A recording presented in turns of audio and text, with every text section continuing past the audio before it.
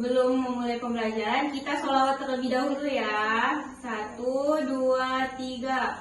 Sallallahu ala Muhammad. Sallallahu alaihi wasallam. Sallallahu ala Muhammad. Sallallahu alaihi wasallam. Baiklah, sebelum memulai pelajaran, kita membaca doa bersama-sama terlebih dahulu ya. Iya, Bu. Kita mulai 1, 2, 3. Bismillahirrahmanirrahim. Raditu billahi rabba wa bil islami dina wa bil muhammadin nabiyya wa rasulah. Rabbi zidni ilma warzuqni fahman. Amin. Sekarang Ibu akan mengecek kehadiran kalian semua.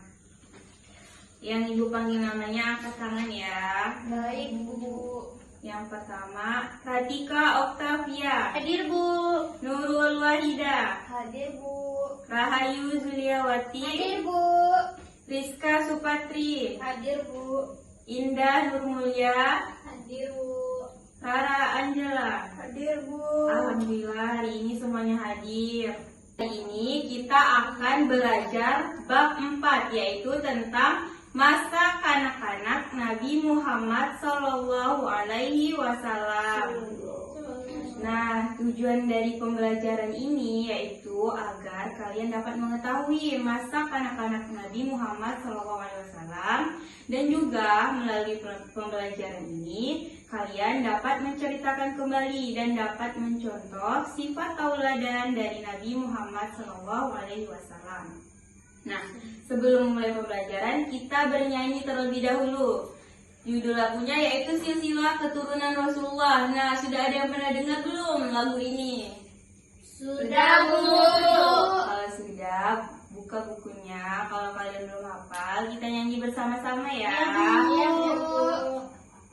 Rohatil atyaru tajdu bilayalil maulidi wa baikun nuri yabdu mimma ani ahmadi wa baikun nuri yabdu mimma ani ahmadi bilayalil maulidi.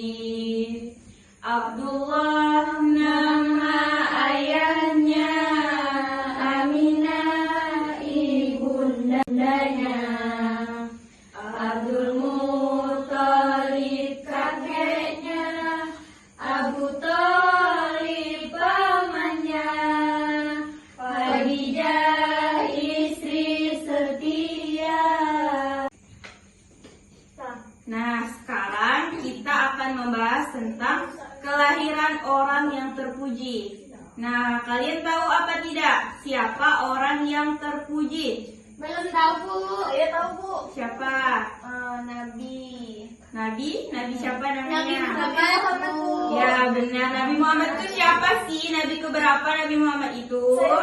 Terakhir, Bu. 25, Bu. Yang tadi terakhir, Bu. Baik, Nabi Muhammad itu nabi terakhir umat Islam. Nah, jadi di masa menjelang kelahiran Nabi Muhammad SAW, keadaan di kota Mekah dalam bidang usaha dan perekonomian sudah cukup maju. Mereka suka berdagang hingga ke luar negeri. Ketika masyarakat Arab, khususnya penduduk kota Mekah, diberikan kemudahan memperoleh uang, harta, sumber alam, ternak, barang perniagaan, mereka ungkapkan rasa bahagia dan senangnya dengan cara mengumbar hawa nafsu, foya-foya, sombong, dan menunjukkan rasa sukacita mereka dengan memberikan sesembahan kepada patung berhala mereka. Nah, Mereka disebut dengan kaum jahiliyah. Sudah pernah dengar kaum kafir jahiliyah? Belum. Nah, kaum kafir jahiliyah itu akan kaum yang hidupnya tidak punya aturan. Mereka hidup sesuka hati mereka. Dia senang mengumbar hawa nafsu, foya-foya, sombong, dan lain sebagainya. Nah, kelahiran Nabi Muhammad ini adalah kehendak Allah Subhanahu wa Ta'ala untuk menciptakan perubahan. Di dalam hadis riwayat Ahmad dijelaskan, innama bu'itsu la utammima makarimal akhlak. Artinya, sesungguhnya aku diutus untuk menyempurnakan akhlak-akhlak mulia. Nah, demikianlah keadaan masyarakat Mekah menjelang kelahiran Nabi Muhammad SAW. Akhlak atau tingkah laku dan iman mereka sangat jauh menyimpang dari ajaran Allah Subhanahu wa Ta'ala yang telah dibawa oleh para nabi terdahulu. Dalam keadaan masyarakat seperti itulah Nabi Muhammad SAW dilahirkan. Beliau dilahirkan dari keluarga bangsawan Quraisy yang sangat dihormati dan disegani. Kakek beliau bernama Abdul Muthalib. Abdul Muthalib ini adalah bangsawan Quraisy yang dipercaya oleh kaumnya untuk menjaga Ka'bah. Sebuah tugas yang terhormat bagi kaum Quraisy pada waktu itu. Nah, Rasulullah Muhammad SAW lahir pada hari Senin tanggal 12 Rabiul Awal tahun Gajah bertepatan dengan tanggal 20 April 570 Masehi. Muhammad lahir dari keluarga miskin, tetapi dia miskin harta, tetapi kaya dalam akhlak dan budi pekerti. Muhammad SAW ini adalah cucu Abdul Muthalib yang tergolong keluarga terhormat dan keluarga yang sangat disegani. Nabi Muhammad lahir di tahun yang sangat bersejarah bagi penduduk kota Mekah. Tahun ini disebut dengan Tahun Gajah. Nah, peristiwa diserangnya kota Mekah oleh tentara bergajah, pemimpin Raja Abraha yang hendak menghancurkan Ka'bah. Tetapi atas pertolongan Allah Subhanahu wa Ta'ala, pasukan tersebut hancur karena dihujani batu kerikil atau kerikil panas yang dibawa segerombolan burung yang datang terbang berbondong-bondong. Nah, ada yang pernah dengar burung apakah itu? Burung ababil, Bu. Ya, benar. Nah, pada peristiwa itu Nabi menurunkan Al-Quran surah Al-Fil. Ada yang tahu surah Al-Fil bacaannya seperti apa? Nurul bacakan. Bismillahirrahmanirrahim. Alam taro kaifa fa'ala rabbuka bi ashabil fil. Alam yaj'al kaidahum fi tadlil. Fa'arsala alaihim tayran ababil. Tarmihim bihijaratim min sijil. Faja'alahum ka'asfim ma'ul. Amin. Nah, sekarang Siti Aminah ini ibunda Nabi Muhammad SAW menceritakan bahwa pada waktu ia melahirkan, dia tidak merasa sakit sebagaimana biasanya orang melahirkan. Nah, pada waktu Aminah melahirkan, Abdul Muthalib sedang berada di Ka'bah. Ketika dikabarkan bahwa cucu yang dinantikannya telah lahir, Abdul Muthalib segera mendatangi rumah Siti Aminah.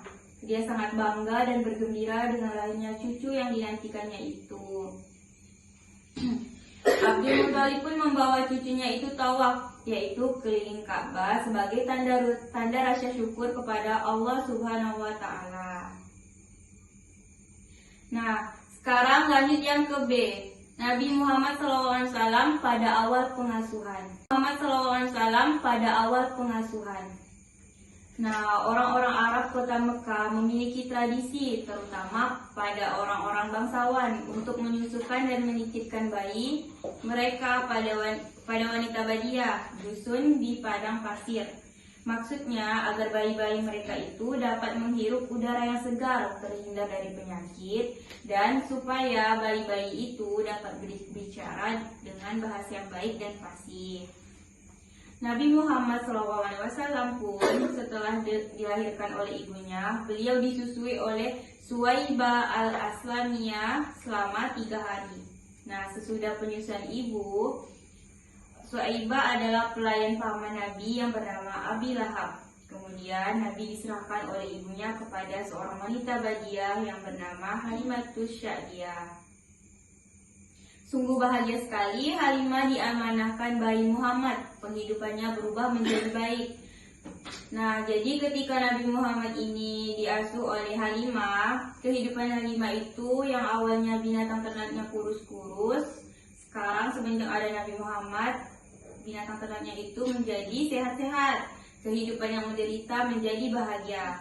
Jadi keluarga yang miskin dan perawakannya juga agak kurus sesuai dengan ekonominya di waktu itu. Dia berubah drastis semenjak mengasuh Nabi Muhammad SAW.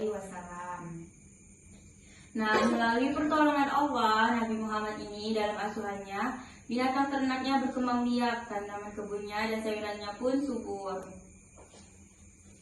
Awal mula Nabi Muhammad SAW tinggal dengan Halimah selama 2 tahun. Kemudian permintaan Halimah sendiri supaya Nabi diizinkan tinggal bersama dia.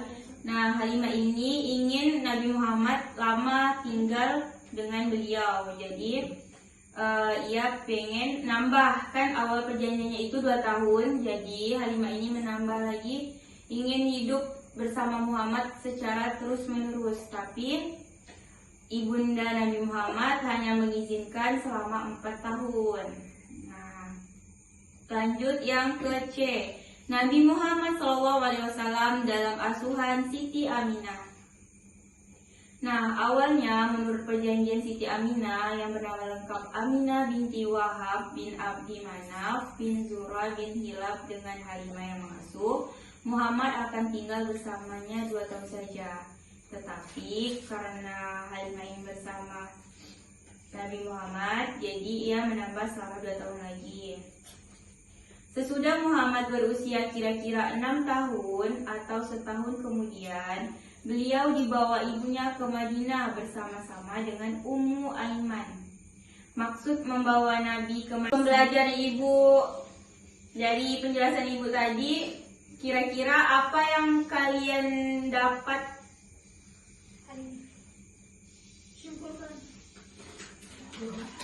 Sikap seperti apa yang dapat kalian tiru dari Nabi Muhammad?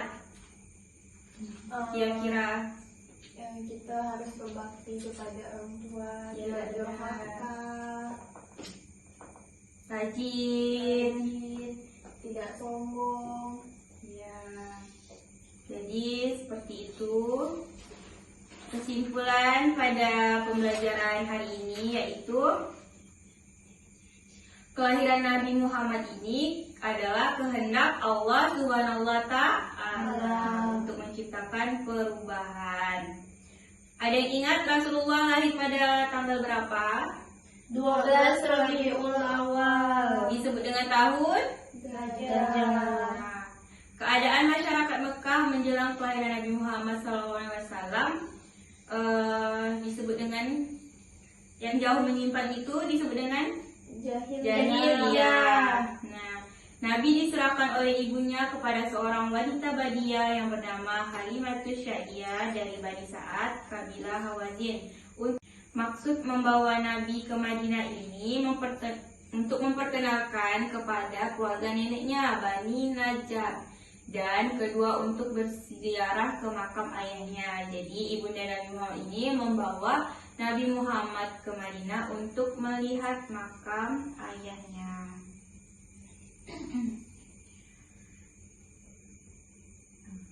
Mereka tinggal di sana kurang lebih 1 bulan. Ketika akan kembali ke Mekah dan baru sampai di kampung Abwa, tiba-tiba Aminah jatuh sakit sehingga meninggal dan dimakamkan di sana juga. Nah, jadi niat ibunda Nabi Muhammad ingin berziarah mengajak Nabi Muhammad ke makamnya ayahnya. Tiba-tiba ibundanya ini juga jatuh sakit sehingga ibundanya juga meninggal dan dimakamkan di Madinah juga dekat dengan ayahnya. Betapa sedih Nabi Muhammad SAW menghadapi musibah seperti ini. Nah, baru beberapa hari saja ia mendengar keluhan ibunya atas kematian ayahnya. Lalu ia mendapat berita bahwa ibunya lagi yang meninggal. Selanjutnya, setelah ibundanya dimakamkan, Nabi Muhammad SAW segera meninggalkan kampung Abwa itu.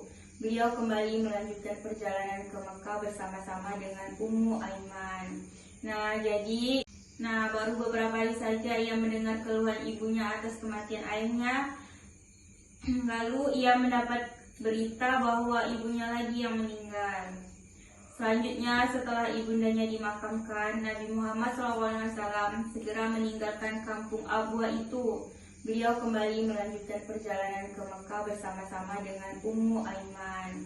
Nah, jadi Nabi Muhammad ini sejak kecil sudah ditinggal kedua orang tuanya. Maka kita sebagai anak harus hormat kepada kedua Orang tua. Jangan Durhaka. tidak boleh melawan orang Tua. Jadi kalau disuruh orang tua harus cepat. Bergerak. Ya, benar. Dilakukan. Pintar Nurul hari ini. Untuk disusui sesuai dengan tradisi masyarakat Arab. Nah, sekian dari Ibu. Sebelum kita mengakhiri pelajaran, marilah kita membaca doa sebelum pulang. Jadi tugas kalian hari ini yaitu kalian membuat contoh perilaku Nabi Muhammad yang kalian kerjakan di kehidupan sehari-hari ya. Ya, Bu. Ya, kita baca doa sebelum pulang bersama-sama ya. 1, 2, 3. Bismillahirrahmanirrahim. Wal asri innal insana lafi husri illal ladzina amanu wa amilus solihati wa tawasau bil haq wa tawasau bis sabr. Amin. Semoga pembelajaran pada hari ini mendapatkan keberkahan dan semoga kalian bisa mencontoh perilaku disiplin dari Nabi Muhammad SAW. Sekian dari Ibu, kurang lebihnya Ibu mohon maaf. Wassalamualaikum warahmatullahi wabarakatuh. Waalaikumsalam warahmatullahi wabarakatuh.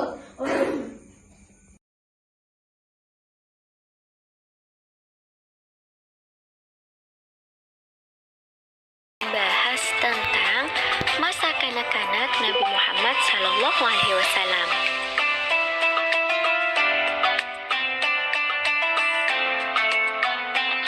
Teman-teman, masih ingat pembelajaran kita minggu lalu? Ya, tentang kelahiran Nabi Muhammad SAW. Nabi Muhammad lahir tanggal 12 Rabiul Awal tahun Gajah, bertepatan dengan tanggal 20 April 571 Masehi. Nabi Muhammad SAW dilahirkan ke dunia pada tahun Gajah. Nah, teman-teman, kenapa disebut dengan tahun Gajah?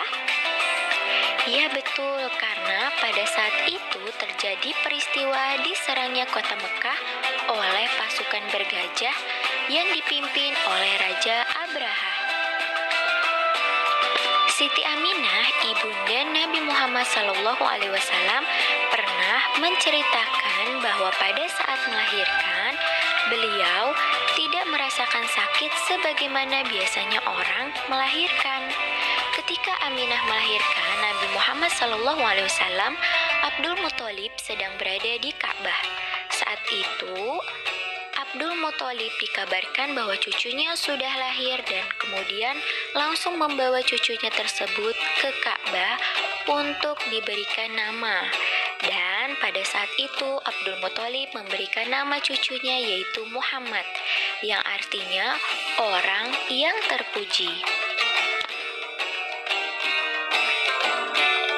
Teman-teman, tahukah kalian orang-orang Arab zaman dahulu memiliki tradisi yaitu menyusukan dan menitipkan bayi-bayi kepada perempuan badiah atau dusun di padang pasir. Nah, hal itu juga dilakukan kepada Nabi Muhammad SAW. Setelah dilahirkan oleh ibunya, Nabi Muhammad SAW disusui oleh Suwaibah al-Aslamiyah selama 3 hari. Sesudah penyusuan, ibu beliau yaitu Aminah. Suwaibah adalah seorang pelayan Abu Lahab, salah satu dari paman Nabi Muhammad SAW. Kemudian Nabi Muhammad SAW diserahkan kepada seorang perempuan badiah yang bernama Halimatus Sadiyah yang berasal dari Bani Sa'ad. Tempat tinggalnya tidak jauh dari kota Mekah. Di perkampungan Bani Sa'adlah Nabi Muhammad SAW diasuh dan dibesarkan.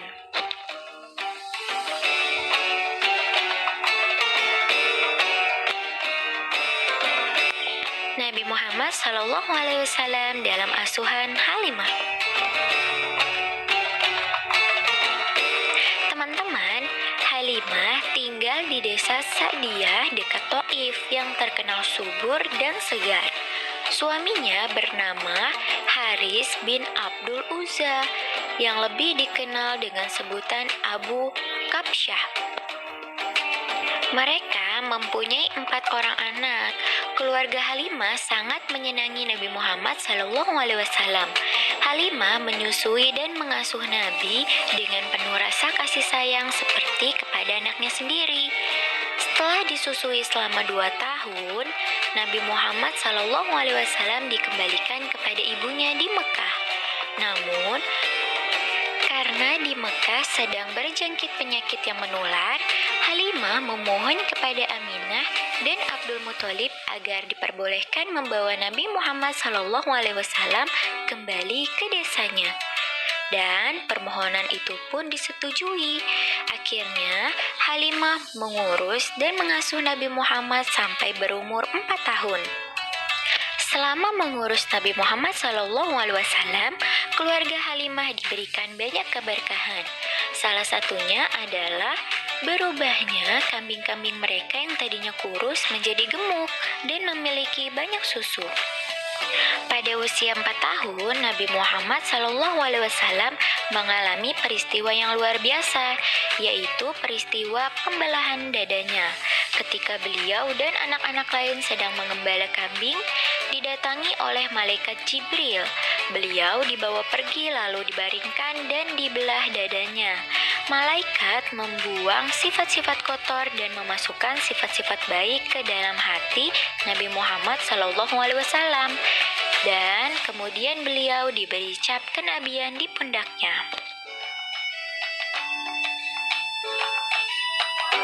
Nabi Muhammad SAW dalam asuhan Aminah. Setelah 4 tahun, Halimah mengasuh Nabi Muhammad. Dengan berat hati, ia harus mengembalikan Nabi Muhammad kepada ibunya, yaitu Aminah di Mekah. Sejak saat itu, Nabi Muhammad diasuh oleh ibu kandungnya. Kemudian, Nabi Muhammad pun menjadi anak yang cerdas, sehat, dan sangat menyenangkan. Ketika berumur 6 tahun, Nabi Muhammad SAW diajak ibunya pergi ke kota Yathrib untuk berziarah ke makam ayahnya dan mengunjungi keluarganya yang tinggal di sana. Dalam perjalanan itu, ikut pula Ummu Aiman. Setelah tinggal di Yathrib selama 1 bulan, mereka bermaksud pulang ke Mekah.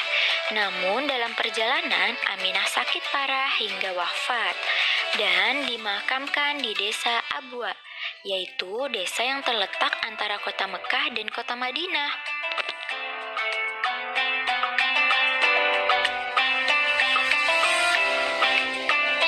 Nabi Muhammad SAW dalam asuhan Abdul Muthalib. Setelah ditinggal wafat oleh ibundanya, Ummu Aiman membawa Nabi Muhammad SAW pulang ke Mekah untuk menyerahkannya kepada Abdul Muthalib, yaitu kakeknya. Sejak saat itu, Nabi Muhammad SAW diasuh oleh kakeknya. Namun, pada usia Nabi 8 tahun, Abdul Muthalib meninggal dalam usia 80 tahun. Dan sejak saat itu Nabi Muhammad SAW diasuh oleh Abu Thalib, yaitu adalah paman Nabi. Abu Thalib merawat Nabi Muhammad SAW dari umur 8 tahun hingga menjadi seorang Rasul. Dan sejak saat itulah Abu Thalib yang merawat dan melindungi Nabi Muhammad dari segala macam mara bahaya.